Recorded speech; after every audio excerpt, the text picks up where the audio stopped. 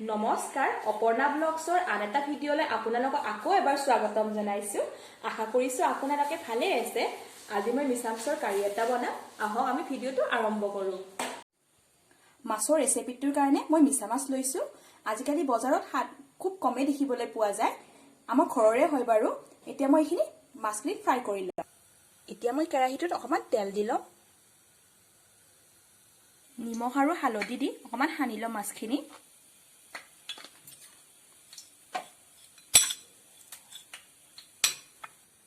মাছখিনি এতিয়া কেৰাহীত দি লম।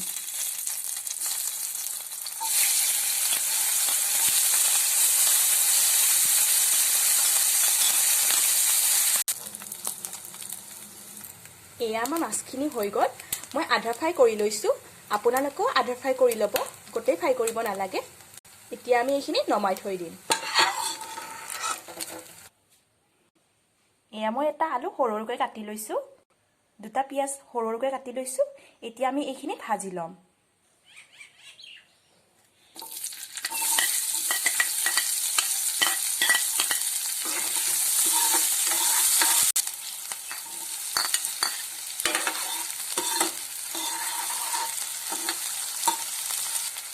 অকমান নিমখ আৰু হালধি দি লওঁ।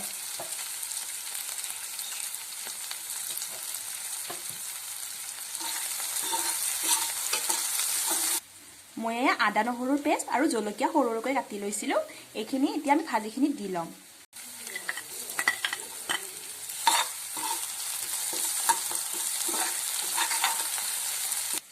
এয়া মই জিৰা গুড়ি আৰু গৰম মছলা লৈ লৈছিলোঁ।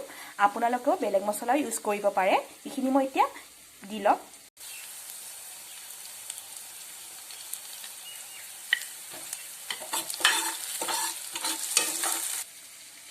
মই 3 চামুচ সৰিয়হ লৈ লৈছিলোঁ আৰু এইখিনি পিচি লৈছোঁ।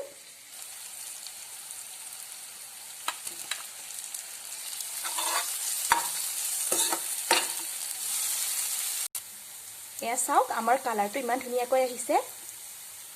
পানী অকণমান দি লওঁ যাতে বস্তুখিনি ভালদৰে সিজি যায়।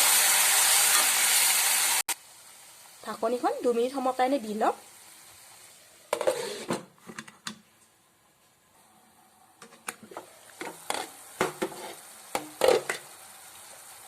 আমি এতিয়া ইয়াতে মাছখিনি দি লওঁ।